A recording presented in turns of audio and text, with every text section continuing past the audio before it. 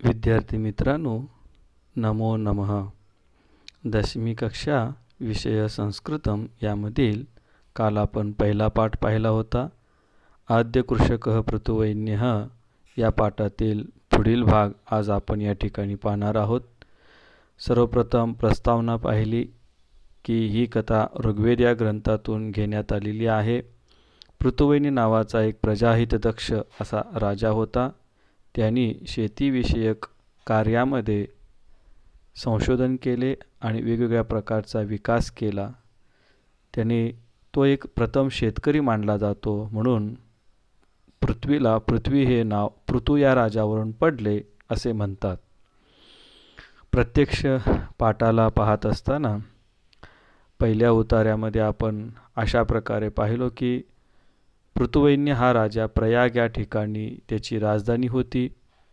जेव्हा तो राज्यावरती आरूढ झाला तेव्हा चारण लोक त्याची स्तुती गात होते, परंतु त्यांनी चारणांना रोखले आणि सांगितले की माझे सद्गुण जोपर्यंत प्रकट होत नाहीत तोपर्यंत आपण माझी स्तुती करू नका, कारण स्तुती ही ईश्वराची केली जाते. त्याची ही निस्पृहता जाणून सर्वजण अत्यंत आनंदित झाले.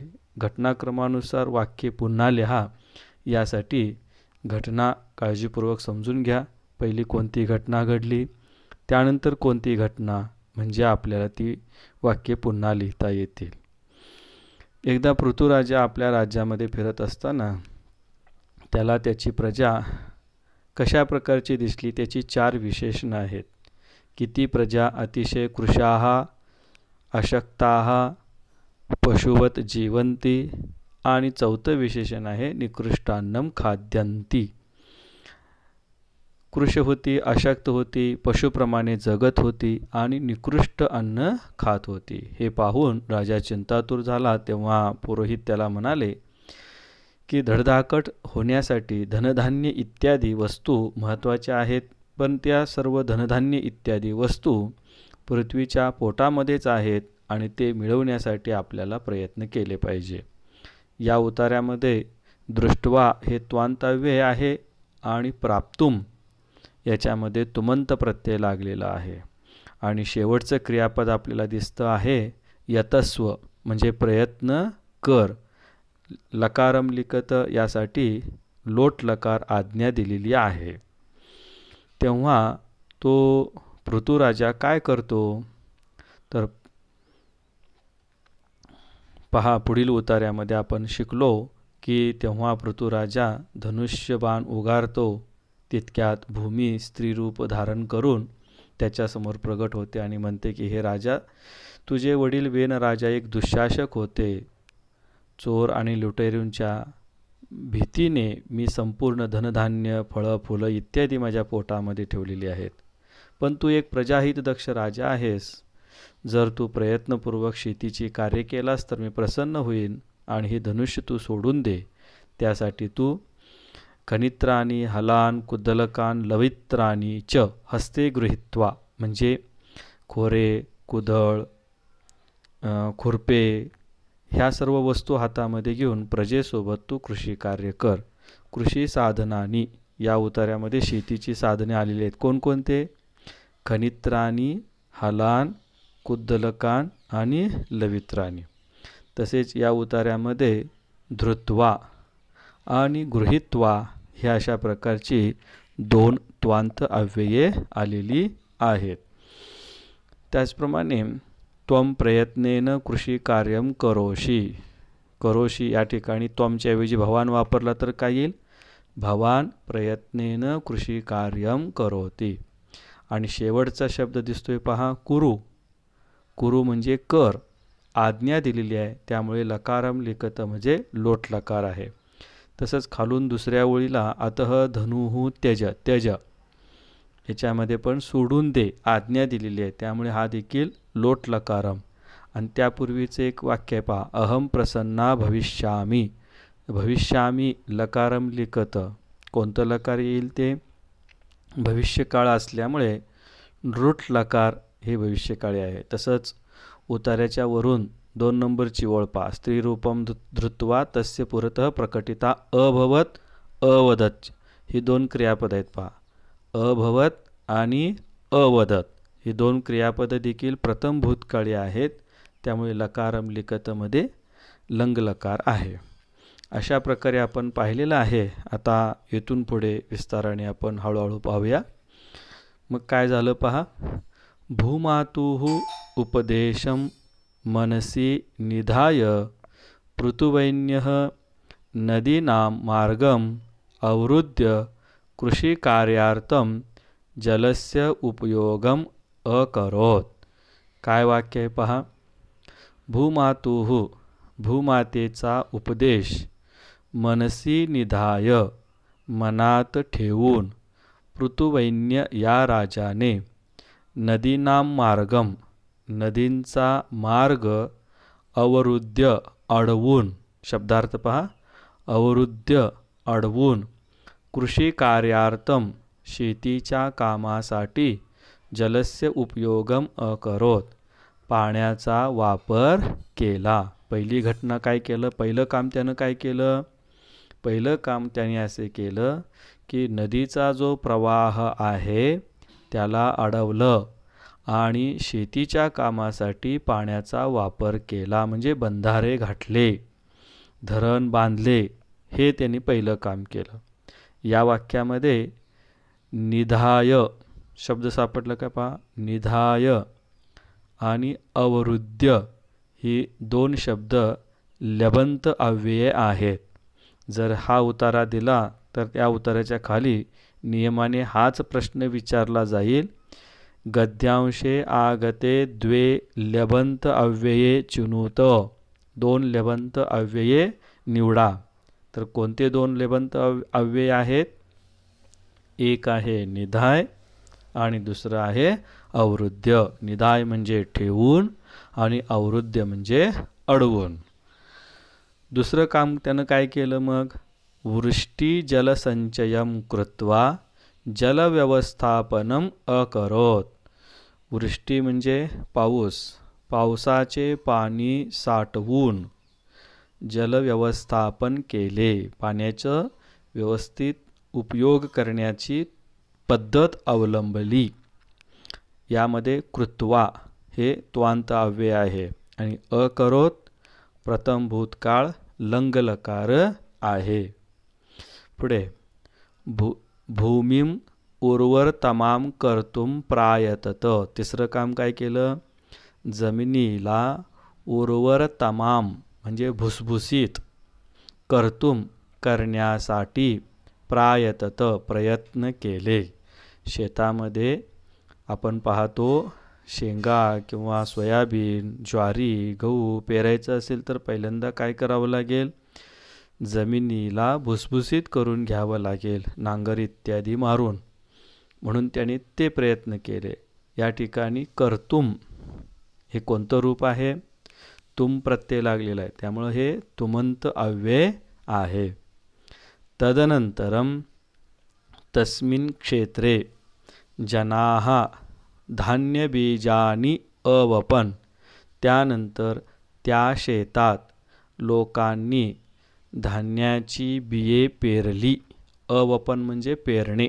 भूतकाळ आहे पेरली आणि जनाः बहुवचन आलेला आहे त्यामुळे क्रियापद देखील अवपन.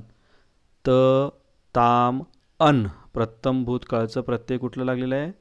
अन प्रत्यय लागला आहे. अकरोत वरती पहा तिथं त प्रत्यय लागला आहे पण या ठिकाणी मात्र अवपन अन प्रत्यय लागलेला आहे. स नैकेभ्यः वृक्षेभ्यः विविध प्रकारकाणां बीजानां संकलनं चयनं च परिश्रमेण अकरोत. त्याने नैकेभ्यः वृक्षेभ्यः अनेक झाडांच्या पासून विविध प्रकारच्या बियांचे संकलन आणि निवड एकत्रित केलं आणि त्यातून जे चांगलं आहे ते निवडलं, खराब आहे ते बाजूला टाकलं. असं चयनम परिश्रमेन अकरोत परिश्रमाने केले. पुन्हा एकदा वाक्य पहा. त्याने नैकेभ्यः वृक्षेभ्यः पंचमी बहुवचनचं रूप आहे. अनेक झाडांच्या पासून विविध प्रकारकानां बीजानां वेगवेगळ्या प्रकारच्या बियांचे संकलन आणि चयन परिश्रमपूर्वक केले. त्यानंतर त्या राजाने काय केले? अनंतरम बीजानां संस्करणं कृत्वा वपनम अकरोत. त्यानंतर बियांच्यावर प्रक्रिया करून, पाहतो आपण देखील शेतामध्ये सोयाबीन शेंगा पेरायचं असेल तर कोणत्याही शेंगा सोयाबीन आणत नाही. ज्यांच्यावरती प्रक्रिया केली जाते अशा प्रकारचे सोसायटीमधून मिळणारे धान्यच आपण आणतो, बीज आपण आणतो आणि ते पेरतो. का? कारण त्यावरती एक विशिष्ट अशा प्रकारची प्रक्रिया केली जाते. केमिकल, रासायनिक पदार्थांची फवारणी त्याच्यावरती केलेली असते, म्हणून त्याच्यामध्ये उगवण्याची खात्री असते. म्हणून अशा प्रकारच्याच बिया आपण पेरत असतो. त्यानंतर मग काय झालं? पर्जन्यानंतरम बीजेभ्यः अंकुराः उद्भूताः. पाऊस पडल्याने बियापासून अंकुरे उत्पन्न झाली. बीजेभ्यः पंचमी बहुवचनचं रूप आहे ते. धान्यलाभेन सर्वे प्रजाजनाः संतुष्टाः च अभवन्. धान्य मिळाल्याने सर्व प्रजा संतुष्ट झाली. सर्व प्रजा ही कशाने संतुष्ट झाली? सत्यम असत्यम इति लिखत यासाठी विचारलं जाऊ शकतं. समजा असं वाक्य विचारलं, धनलाभेन सर्वे प्रजाजनाः संतुष्टाः च अभवन्, तर सत्यम येईल की असत्यम? असत्यम येईल. का? कारण धनलाभ झालेला नाही आहे तिथं, धान्य लाभेन, म्हणून धान्य मिळाल्याने. कळलं का? एका शब्दामधून, एका अनुस्वारामधून सुद्धा ते सत्य असत्यामध्ये शब्द बदल असतो आणि आपण गोंधळण्याची शक्यता असते. त्यामुळे वाक्य पुन्हा पुन्हा वाचन करून मगच सत्यम असत्यम लिहायचं आहे. धान्य मिळाल्याने सर्व प्रजा संतुष्ट झाली. एषः कल्याणकारी नृपः पृथिव्यां प्रशासने अग्रणीः जनसेवाव्रती च अभवत्. हा कल्याण करणारा राजा, नृपः म्हणजे राजा आणि एषः म्हणजे हा, कल्याणकारी हे त्याचं विशेषण आहे. पृथ्वीवर प्रशासने अग्रणीः, प्रशासनामध्ये पुढारलेला, अग्रणीः या शब्दाचा अर्थ काय होईल? पुढारलेला. जनसेवा व्रती, आणि लोकांच्या सेवेचं व्रत ज्यांनी स्वीकारलेला आहे असा तो अभवत म्हणजे झाला. पुन्हा वाक्य पहा. अशा प्रकारे हा कल्याण करणारा राजा पृथ्वीवर प्रशासनात पुढारलेला आणि जनसेवा व्रती होता. पाठ या ठिकाणी संपतो आहे, परंतु त्या ऋग्वेदामध्ये ही जी कथा आलेली आहे ती अत्यंत विस्तृत रूपाने आहे. त्यातील काही अन्य निवडक शब्द घेऊन या ठिकाणी पृथुवैन्यस्य आदर्शभूतानि कार्यानि संपूर्ण पाठाचा सारांश या कोष्टकामध्ये देण्याचा प्रयत्न केलेला आहे की पृथ्वीराजाची आदर्श स्वरूपी अन्य कोणकोणती कार्य आहेत. तर पहा, मध्यभागी शब्द आहे पृथुवैन्यस्य जनसेवा. पृथुवैन्याची जनसेवा. कोणकोणत्या क्षेत्रामध्ये त्यांनी लोकसेवा केली? संरक्षण व्यवस्था. राजाचं हे तर पहिलंच कर्तव्य आहे, आपल्या प्रजेचं, आपल्या राज्याचं संरक्षण करणे, आणि त्यासाठी म्हणून ती एक व्यवस्था अत्यंत भक्कम, मजबूत आणि चांगल्या प्रकारची असावी लागते. म्हणून त्यांनी संरक्षण व्यवस्था. दुसरं आहे जलव्यवस्थापनम, पाण्याचं व्यवस्थापन करणे, अर्थात पाणी सुरक्षित करणे, त्याचा योग्य वापर करणे आणि पाण्याचा अपव्यय टाळणे, पाण्याचे प्रदूषण टाळणे, या सर्व गोष्टी या जलव्यवस्थापनामध्ये येतात. कृषी संशोधनम, शेतीच्या क्षेत्रामध्ये त्यांनी संशोधन केलं. अर्थात कोणकोणते बीज कसे पेरावे, कधी पेरावे, कोणत्या वेळेला पेरावे, कशा प्रकारे त्याची निगा राखावी, कापणी कशी करावी, या सर्वच बाबी प्राथमिक अवस्थेमध्ये लोकांना काहीही माहीत नव्हतं. शेती कसं करायचं, त्यासाठी त्यांनी कृषी संशोधन तसेच आरोग्य सुविधा आपण पाहतो. त्या पृथुराजाची प्रजा होती ती अतिशय दुबळी, दीन, अशक्त आणि पशुप्रमाणे जनावरासारखं जगणारी ती प्रजा होती. त्याला सर्व प्रकारच्या आरोग्य सुविधा त्यांनी दिल्या. तसेच पशूनां कृते रक्षितानि तृणक्षेत्राणि आपण आज देखील पाहतो. प्रत्येक गावागावामध्ये गायरान जमीन असते. तर गायरान जमीन ही कशासाठी असते? प्रामुख्याने पशूंच्यासाठी राखीव ठेवलेलं गवताळ जमीन म्हणजेच गायरान जमीन होय. तसंच आणखी काय केलं? अन्न दुग्धादीनां व्यवस्था. अन्न पौष्टिक असावं, सात्विक असावं आणि दूध इत्यादिकांचं आदानप्रदान याची देखील त्यांनी व्यवस्था केली. तसंच इत्यादी लघु उद्योग जे म्हणतो आपण त्यांची त्यांनी सुरुवात केली. नगर व्यवस्थापनम, नगराची शहराची व्यवस्था अर्थात कोठे मंदिर असावे, मुख्य रस्ते कसे असावेत इत्यादी. तसेच त्यांनी शिक्षण व्यवस्था यामध्ये देखील त्यांनी चांगल्या प्रकारची जनसेवा करून हा पृथुवैन्य नावाचा राजा एक प्रसिद्ध राजा म्हणून होऊन गेला की ज्याने प्रजेच्या हितासाठी अहोरात्र प्रयत्न करून लोकांचं कल्याण केलेलं आहे. सर्व विद्यार्थ्यांना विनंती आहे की आपण आता भाषाभ्यास सोडवणार आहोत. तर यासाठी सर्वांनी एक स्वतंत्र 100 पेजी वही घालायची आहे. त्यामध्ये आपण सर्व पाठांचे भाषाभ्यास सोडवायचे आहेत. ते आपल्याला वार्षिक परीक्षेसाठी बोर्डाच्या निकालामध्ये त्या गृहपाठाचे, स्वाध्यायाचे, उपक्रमाचं लेखन म्हणून गुणग्राह्य धरले जाणार आहेत. त्यामुळे सर्व पाठांचे स्वाध्याय आपण व्यवस्थित वेळोवेळी सोडवायचे आहेत. पहा, पहिला प्रश्न आहे पूर्ण वाक्येन उत्तरम लिखत. पूर्ण वाक्यात उत्तर लिहा. अ. चारणाः किमर्थम उत्सुकाः. चारण कशासाठी उत्सुक झाले होते? उत्तर आहे चारणाः पृथुनृपस्य स्तुतिं गातुम उत्सुकाः. पृथुराजाची स्तुती गाण्यासाठी उत्सुक बनले होते. दुसरा प्रश्न आहे भ्रमण समये पृथुराजेन किं दृष्टम. फिरतेवेळी पृथुराजाने काय पाहिले? तर केवळ एका वाक्यात उत्तर असल्याने त्यातील एकच वाक्य लिहायचं. म्हणजे भ्रमण समये पृथुराजेन दृष्टम यत् प्रजाः अतीव कृशाः अशक्ताः च.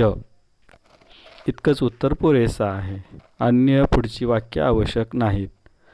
वसुंधरायाः उदरे किं वर्तते. पृथ्वीच्या पोटामध्ये काय आहे? वसुंधरायाः उदरे धनधान्यादि सर्वं वस्तुजातं वर्तते. किमच्या जागी काय उत्तर येणार? धनधान्यादि सर्वं वस्तुजातं. स्त्रीरूपं धृत्वा पृथुनृपस्य पुरतः का प्रकटिता अभवत्. का हा प्रश्नवाचक शब्द आहे. त्या ठिकाणी केवळ उत्तर येणार आहे काय बरं? भूमातुः, भूमाता किंवा भूमिः म्हणून येणार. स्त्रीरूपं धृत्वा पृथुनृपस्य पुरतः भूमिः प्रकटिता अभवत्. पृथुवैन्यः कृषिकार्यार्थं जलस्य व्यवस्थापनं कथम अकरोत्. पृथुराजाने शेतीच्या कामासाठी पाण्याचं व्यवस्थापन कसं केलं? तर त्यासाठी असं आहे की पृथुवैन्यः कृषिकार्यार्थं जलस्य व्यवस्थापनं कथम कशा प्रकारे. तर नदीनां मार्गम अवरुद्ध्य अकरोत. पाण्याचा प्रवाह अडवून, तर नदीनां मार्गम अवरुद्ध्य अकरोत. एवढंच पुरेसं आहे. माध्यम भाषेया उत्तरत, म्हणजे मराठी भाषेत उत्तर लिहा. प्रश्न असणार आहे संस्कृतमध्ये, पण उत्तर मात्र लिहायचं आहे मराठीमध्ये. 2 मार्कासाठी एक प्रश्न बोर्डाच्या परीक्षेत विचारला जातो. आता पहिला प्रश्न कोणता आहे? भूमाता पृथुवैन्यम किम उपादिशत. भूमातेने पृथुवैन्याला कोणता उपदेश दिला? आता याच्यामध्ये उत्तर लिहिताना सर्वात प्रथम एक गोष्ट नेहमी लक्षात ठेवायची, बोर्डामध्ये उत्तरपत्रिकेमध्ये पाठाचं नाव अनिवार्य रूपाने लिहायचंच. त्यासाठी अर्धा गुण राखीव असतो. 2 पैकी 2 मार्क मिळवायचं असेल तर आपल्याला पाठाचं नाव देखील लिहावं लागेल. म्हणून या प्रश्नाचं उत्तर लिहिताना असं लिहायचं, आद्य कृषकः पृथुवैन्यः. या पाठात पहिला शेतकरी पृथुवैन्य राजा याविषयी माहिती देण्यात आलेली आहे. हा पहिला उतारा. आता दुसरा उतारा. पृथुराजा राजा बनल्यानंतर एक दिवस आपल्या प्रजेमध्ये राज्यामध्ये फिरत असताना त्याला आपली प्रजा अतिशय दुबळी, अशक्त, जनावराप्रमाणे जगत असलेली आणि निकृष्ट अन्न खात असलेली दिसली. तो चिंतातुर बनला. तेव्हा पुरोहितांनी त्यांना सांगितले की, हे महाराज, धनधान्य ह्या सर्व वस्तू पृथ्वीच्या पोटात आहेत, आपण ते मिळवा. तेव्हा पृथुराजाने धनुष्यावरती बाण चढविला. तेव्हा भूमी स्त्रीच्या रूपात येऊन राजाला अशा प्रकारे उपदेश देते की, हे महाराज, तुझे वडील वेन राजा हे एक दुःशासक होते, राजधर्माचे पालन करीत नव्हते. म्हणून मी चोर व लुटेरूंच्या पासून वाचवण्यासाठी धनधान्य, फळे, फुले माझ्या पोटात ठेवली आहेत. जर तुम्हाला ती हवे असतील तर कष्टपूर्वक शेतीची कामे करा, मी प्रसन्न होईन. आणि हा धनुष्य सोडून शेतीची अवजारे घेऊन प्रजेसोबत शेती कार्य सुरू करा. अशा प्रकारे पुढचा आता शेवटचा उतारा. अशा प्रकारे पृथुवैन्याला भूमातेने उपदेश दिला असता राज्याने योग्य तो उपाय करून स्वतः राजा असल्याचे सिद्ध केले. अशा प्रकारे 2 मार्काचं उत्तर लिहायचं आहे. पुढचा प्रश्न आहे, धरित्र्याः उपदेशं मनसि निधाय पृथुवैन्यः किम किम अकरोत. पृथुवैन्यानं काय काय केलं याचंही उत्तर लिहिताना असंच लिहायचं. आद्य कृषकः पृथुवैन्यः. या पाठात पृथुवैन्य राजा हा पहिला शेतकरी होता ही एक ऋग्वेदातील कथा घेण्यात आलेली आहे. त्या काळी प्रजा अतिशय अशक्त, दुर्बळ आणि पशुप्रमाणे जगत होती, निकृष्ट अन्न खात होती. त्यावरील उपाय म्हणून त्याने भूमातेला धनुष्य मारण्याचा प्रयत्न केला. तेव्हा भूमातेने उपदेश दिला असता राजाने तो उपदेश मनामध्ये ठेवून त्याने सर्वप्रथम नद्यांचा प्रवाह अडवून शेतीच्या कामासाठी पाण्याचा वापर केला. 2. पावसाच्या पाण्याचं व्यवस्थित नियोजन करून पाण्याचे व्यवस्थापन केले. पावसाचे पाणी साठवून जलव्यवस्थापन केले. 3. जमिनीला भुसभुशीत केले. 4. त्या जमिनीमध्ये धनधान्य इत्यादी पेरले. 5. धनधान्यांचे संकलन केले, त्यांचे योग्य ते निवड केली. 5वा मुद्दा, त्या बीजांच्यावर योग्य ती प्रक्रिया करून त्यांची पेरणी केली आणि अशा प्रकारे त्या बियापासून योग्य ते धान्य मिळवून संपूर्ण प्रजेला त्याने संतुष्ट बनविले. हा शेवटची 2 ओळीचा उतारा. अशा प्रकारे पासून नवीन उतारा करायचा. पुढे जालरेखाचित्रम पूरयत. आता इथं काय आहे, कृषी साधनानी. पाठ शिकवताना सांगितलं होतं पहिल्या ह्याच्यामध्ये लिहायचं खनित्राणी, दुसऱ्यात हलाहा लिहिलेलंच आहे, त्याच्याखाली कुद्दलकाहा आणि इकडच्या याच्यातल्या लवित्राणी. पृथुराजस्य प्रजाः कशी आहे, एक दिलेला आहे. कृशाः परीक्षेमध्ये तुम्हाला असं एक देणार नाही, 4ही मुद्दे लावावे लागतील, कारण अर्धा अर्धा मार्कासाठी एक, अशा प्रकारे 2 मार्कासाठी एक जाल रेखाचित्र असतं. तर पृथुराजस्य प्रजा कशी आहे, कृशाः अशक्ताः पशुवत् जीवन्ति निकृष्टान्नं खादन्ति. भूम्या उदरे निहितानि धनानि. तर काय होईल, इतरेतर द्वंद्व समास विग्रह करताना सांगितलेलं होतं शिकवताना. धनानि धान्यानि पुष्पानि फलानि अशा प्रकारे. आणि पाठ्यांशम पठित्वा प्रवाही जालम पूरयत. पाठ्यांश वाचून प्रवाही जाल पूर्ण करा. म्हणजे सगळ्यात शेवटी अकरोत आहे, म्हणजे काय काय केलं ते सगळं लिहायचं. म्हणजे याचा अर्थ काय, शेवटचा जो उतार आहे ना, त्या उतार्याच्या आधारे केले म्हणजे काय केलं, म्हणजे सगळ्यात पहिल्यांदा काय केलं, कृषी कार्यात जलस्य उपयोगम अकरो जलव्यवस्थापनम. त्याच्यानंतर भूमिम उर्वरतमा. त्याच्यानंतर धनधान्य बीजानी अवपन. नंतर संकलनम बीजानाम संकलनम बीजानाम चयनम. नंतर बीजानाम संस्करणम.